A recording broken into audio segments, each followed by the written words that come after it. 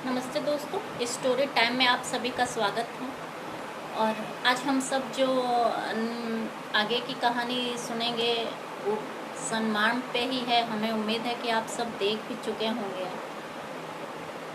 जगदम्बा तिवारी शुक्ला नाम से गूगल पे सर्च करिएगा तो मेरे सारे ब्लॉग्स खुल जाएंगे। उसमें Jagdamba stories dot WordPress dot जो होगा उस पर क्लिक करिएगा, आपको उस पर 300 के लगभग स्टोरीज मिलेंगी। स्टार्टिंग में अभी कुछ लिख रहे हैं, वो भी पोस्ट हुए हैं, वो कंप्लीट नहीं है क्योंकि थोड़ा हेल्थ सही नहीं चल रही है तो अभी कंप्लीट नहीं कर पा रहे हैं। तो आज हम लोग सम्मान की बात करेंगे। कल मैं इसका पहला वीडियो डाली थी जून 27, देखिए बताना, जून 27 का ही पोस्ट है ये, जून 27 2016 का पोस्ट है ये। तो हम लोग सम्मान की बात पर क्या बात करते हैं? क्या हम में से सोसाइटी का कोई भी व्यक्ति बिना सम्मान के जीवित रह सकता है? शायद नहीं। हम परिवार की बात कर रहे हैं। बाहर तो आपके कर्म के आधार पर सम्मान मिलता है और आपके कर्म के आधार पे यदि आपको कोई डिसरिस्पेक्ट देता है तो आप उसको कुर्क भी बड़े आराम से करा सकते हैं। कानून में इसकी व्यवस्था है। आपका स्टेटस, आपकी मर्यादा जैसे है उस आधार पे आप उसको डैमेज डाल सकते हैं। जैसे मैं लॉयर हूँ, कानूनी अधिवक्ता हूँ और चूँकि मैं हाई कोर्ट से केस भी जीत चुकी हूँ और सोशल वर्क भी करती हूँ। जितने सीनियर एडवोकेट्स केसेस नहीं जीते होंगे उससे ज़्यादा मैं सोशल वर्क, सोशल मीडिया और अदर जगहों से मैं केस घर बैठे सॉल्व करा चुकी हूँ। तो मैं अपने स्टेटस के हिसाब से अगर मेरा कहीं डिफेमेटरी मैटर दिखता है तो कितना डैमेज डाल सकती हूँ आप सोचिए। 130 करोड़ जनता के बीच मेरे सोशल वर्क का अगर मैसेज फैला है और आउट ऑफ कंट्री में फैला है तो वो कितना बड़ा डिफेम हुआ, उस हिसाब से आप लगा लीजिए। तो कुछ नहीं बचेगा अगर ऐसा कोई कुछ करता है तो उसके पास, चाहे वो इस देश के सबसे बड़े धनपत हों, उनकी भी मैं बात कर रही हूँ। क्योंकि बिजनेसमैन को हमारे समाज में बनिया कहा जाता है। बनिया भी बिजनेसमैन ही है। अब उसका स्टेटस उसके फैलने से होता है, वो कितना पैसा कमा लेता है। उसी में बनिया भी होते हैं, हाई लेवल के, मध्यम वर्ग के, निम्न वर्ग के।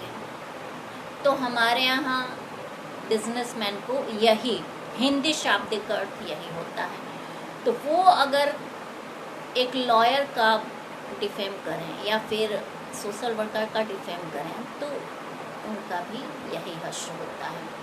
तो आप सब बाहर अपने कर्म के अनुसार पे जाने जाते हैं। तो सम्मान के बगैर ऐसे मेरे पास 50 केसेस हैं डिफेमेटरी, जो बाकायदे आराम से किसी केस में डाल के अपना डिसाइड करवा लूँगी इकट्ठे। एक केस, अगर एक केस से रिलेटेड अगर ढेर सारे 1000 केस भी हो ना तो भी सूट एक ही फाइल होता है। कॉज ऑफ एक्शन एक होना चाहिए। तो किसी भी सूट का प्लीडिंग का ये मैटर है और सेक्शन सीपीसी का भी यही बोलता है। तो हम लोग सम्मान की बात करते हैं और जब घर का सम्मान की बात हो तो अपने सम्मान को खो के जीना पड़ता है, लेकिन हर जगह नहीं। अब यदि आप ये सम्मान खो दें कि आपका छोटा भाई आपको डंडा मारे, ये सम्मान खोना सही नहीं है, क्योंकि आप ये सम्मान खोकर आप अपने छोटे भाई को गलत रास्ते पे ले जा रहे हैं। आपका पति जो मंडप में ये कहता है कि आप मेरी अर्धांगिनी हैं, आप मेरे हर चीज़ की 50% की भागीदार हैं, और घर पे आके आपको थप्पड़ डंडे मारता है, गाली गलौज करता है, तो ये बर्दाश्त आप डर से कर रही हैं कि आपको मोह है कि आपकी शादी टूट जाएगी, आपकी फिर सोसाइटी में इज्जत नहीं रहेगी, आपका मैरिटल स्टेटस खत्म हो जाएगा, आपकी इज्जत क्या रह जाएगी। हमारे हिंदू धर्म में आध्यात्मिक वजह से भी ये मैटर है। आप मत डाइवोर्स लीजिए, ऐसे आदमी को उठा के फेंक दीजिए। मतलब ये मैं एक लॉ के वर्ड में बोल रही हूँ।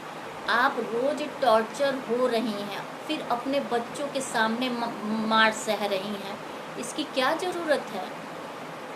आप अलग बना लीजिए ना, अलग हो जाइए, डाइवोर्स मत लीजिए, मेंटेनेंस लीजिए, उसकी व्यवस्था हम कर दिए हैं। फर्स्ट इफेक्टिव अपील 235, बिना डाइवोर्स लिए आप अलग रह के ऐसे व्यक्तियों से वो करिए, क्योंकि हिंदू समाज में आध्यात्मिक मैटर में हमारे यहाँ सैक्रेमेंट है, ये कोई कॉन्ट्रैक्ट नहीं है हमारे यहाँ हिंदू मैरिज की डिफाइन किया जाए। ये हमारा लॉ है कि ऐसे ही बददिमाग लड़कों से या ऐसे ही बददिमाग औरतों से शादियों में एक दूसरे से जब बहुत हालात ख़राब हो तो अलग हो जाए, बहुत हालात ख़राब हो तो। इसीलिए हमारे यहाँ हिंदू मैरिज एक्ट में ये डिफाइन किया गया है कि साल भर के पहले डाइवोर्स नहीं लिया जा सकता, क्योंकि तब शादी का महत्व नहीं रह जाएगा। क्या होगा कि लोग साल भर के पहले ही लगेंगे शादी करते, दूसरे दिन डाइवोर्स ले लेंगे, अब शादियाँ मजाक बन जाएंगी।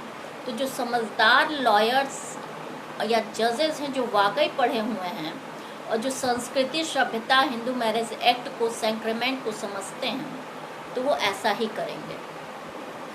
तो यहाँ पे बात सम्मान की है, लेकिन यहाँ पे पारिवारिक मैटर के सम्मान में ज़्यादातर तब होता है कि आप सेक्रीफाइस करके रहिए।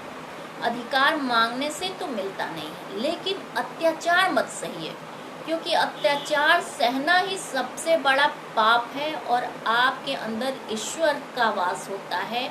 आप यदि अत्याचार सहती हैं, समझिए ईश्वर का अपमान करती हैं, तो ऐसा मत करिए। तो इसमें क्या है कि एक लड़की है कावेरी नाम की, कविता इसकी भाभी हैं और भाई हैं शेखर, जगजीवन नाम इनके, जगजीवन बाबू इनके पिता हैं। जब कावेरी पहली बार हाई स्कूल पास होती है तो इसके फादर बहुत खुश होते हैं और क्या करते हैं कि पूरे मोहल्ले में मिठाइयाँ बंटवाते हैं, क्योंकि उनकी लड़की भाई हाई स्कूल पास की रहती है, ये बड़ी बात है। बहुत ही खुश होते हैं और मिठाइयाँ बंटवाते हैं, पूरे मोहल्ले में सबको मिठाइयाँ देते हैं। भाई भी बहुत खुश होते हैं। उसके यहाँ ऐसा प्रचलन है कि जब पिता है तब तक भाई भी बहुत खुश हैं, क्योंकि पिता के डर से भी एक प्रभाव रहता है बहनों का। देखिए, ये घटनाएं समाज में होती हैं।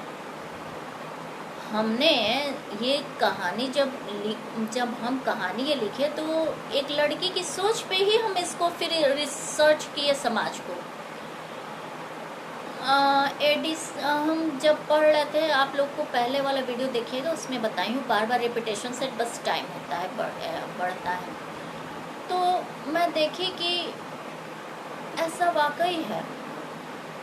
तो भाई भी बहुत खुश होते हैं जब तक पिता है, वो इतना दिखाते हैं कि पिता से ज़्यादा वो उनके लिए कर सकते हैं। तब क्या होता है, पिता लापरवाह हो जाते हैं और अपने बेटी के लिए कोई व्यवस्था नहीं किए रहते हैं, और करके क्या जाते हैं कि भाई तो है ना, भौजाई तो है ना, यही गलती कर देते हैं। तो कावेरी के साथ उसके पिता यही गलती करके चले गए।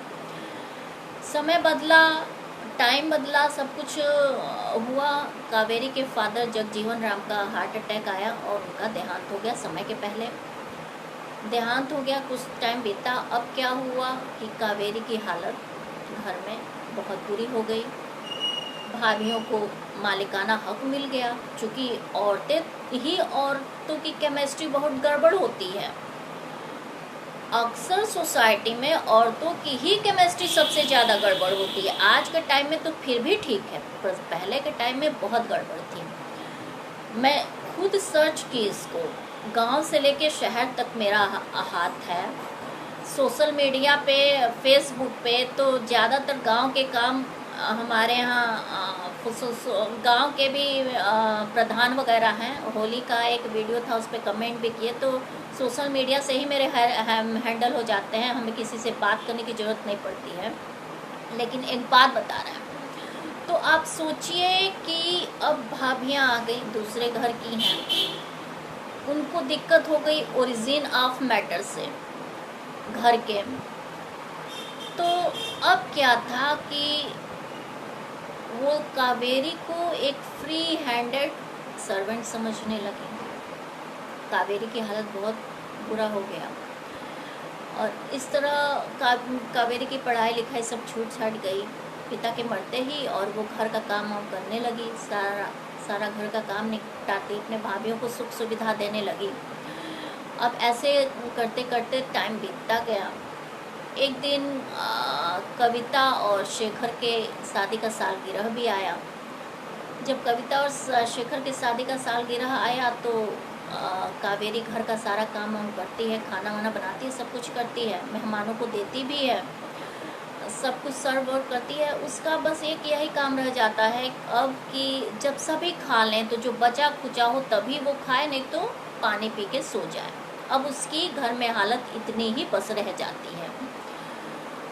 तो घर में आए रिश्तेदार देखते हैं तो पूछते हैं कि सब तुम लोग तो शादी कर चुके हैं, बहन की शादी की मिठाई कब खिला रहे हो? तो शेखर बोलता है हाँ हाँ जल्दी शादी का भी आप लोग को खबर मिलेगा। अपना जो बहाना बनाना रहता है वो बना के सबको संतुष्ट करता है, और इस तरह जो माहौल रहता है अच्छे से बीतता है। तो सब काम निपटा लेती है तो भाई और भाभी में कमरे में बहस होती रहती है।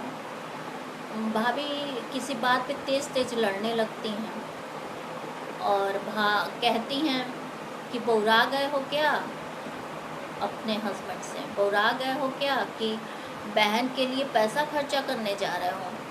पैसा खर्चा करोगे तो क्या फ़ायदा? एक गूंगा बहरा लड़का है, उसी से शादी उसकी कर देते हैं, पैसे वाला भी है।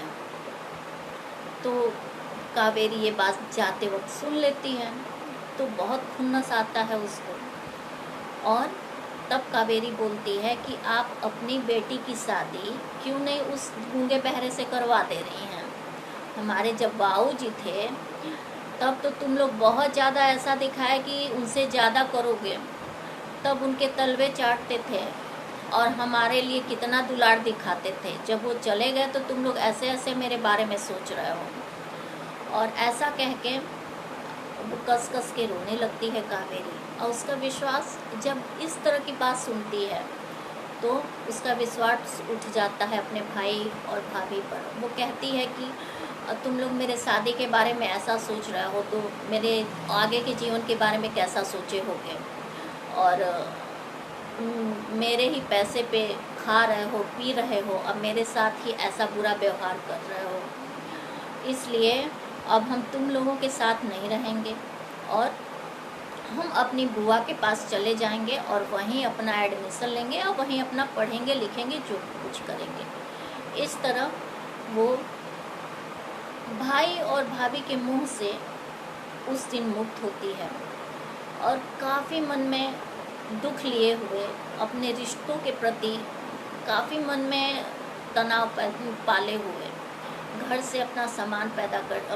वो करती है, अपने क्या कहते हैं पैक करती है, और पुरानी बातों को याद करते हुए सब सामान पैक करके और बुआ के घर की तरफ जाने लगती है। भाई भाभी उसको रोकते तक नहीं हैं और वो पैक करके अपना तेज कदम से आगे बढ़ जाती है घर से निकल के, और उसके आंखों से आंसू की जलधारा उसी तरह बहती रहती है जैसे आज सारे दुख को निकाल के और अपने पीछे के सारी बातों को भूल के एक नया ज़िंदगी शुरू करना चाहती है। और इस तरह उसके उस शोषण का उस घर में अपने ही भाई और भाभीयों से किए हुए शोषण का वो अंत करके अपने नए जीवन का अपने बल पे एक नया सिलेक्शन करती है और आगे बढ़ जाती है। उसके जाने के बाद उसके भाई को आत्मग्लानि होती है, लेकिन यही आत्मग्लानि यदि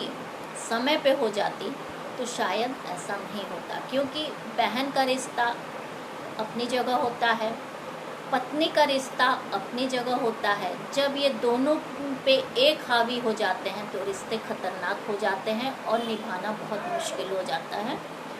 तो ऐसा नहीं करना चाहिए कभी भी।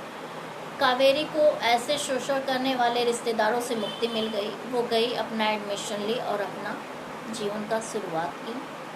तो एक शोषण से एक लड़की खुद को छुड़ा पाई। यहाँ पे हम ऐसे पारिवारिक शोषण से इसलिए नहीं छुड़ा पाते हैं कि पहला मैटर क्या आता है, लड़कियां बहुत इमोशनल होती हैं। पति का जब मैटर आएगा तो सोचेंगे कि मेरा पति बदनाम हो जाएगा, पति को लोग क्या कहेंगे, हमारा शादी का मजाक उड़ जाएगा। उसके बाद बहन है तो क्या कहेगी, घर वाले क्या होंगे, मेरे भाई का क्या होगा, मेरे भतीजों का क्या होगा। अरे किसी का कुछ नहीं होगा। आप सोचिए, आपसे सबक लेंगे सब कि कल को यदि उनके साथ, आपके भतीजी के साथ या फिर आपके बेटी के साथ अगर कहीं कुछ ऐसा होता है तो वो समाज ही में तो सब हैं, क्योंकि ये सभी तो समाज के ही लक्षण हैं, केवल ये आपके घर का तो मामला है नहीं। ऐसे हर घर में ऐसे लोग बैठे होंगे जो स्वार्थी और नीचे दर्जे का सोच वाले होंगे। तो इनको मुखर विरोध करने के बाद ही कुछ ठीक होगा। आप बुरी तो है नहीं, ऐसा तो आप कुछ कर नहीं रही हैं जिससे आपको लगे कि नियम कानून सब तोड़ रही हैं, बस वही न कर रही हैं जो सही है। जब सही है तो शर्मिंदा कैसा, आप करिए।